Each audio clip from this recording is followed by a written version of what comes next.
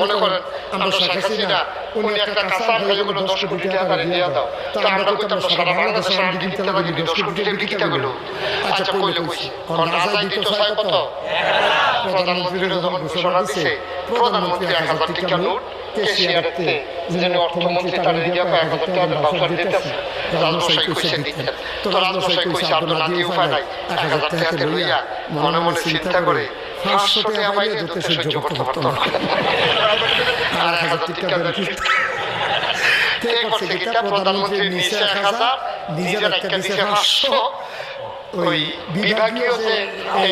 এই বিভাগীয় প্রধান চিটাগাং বিভাগের যে প্রধান হ্যাঁ কইছে যে তুমি একটা কাম করো এই 500 টাকা ওই আমনের দেবিদ্দার মিজানিয়া পরিবারে 500 টাকা পাঠাও।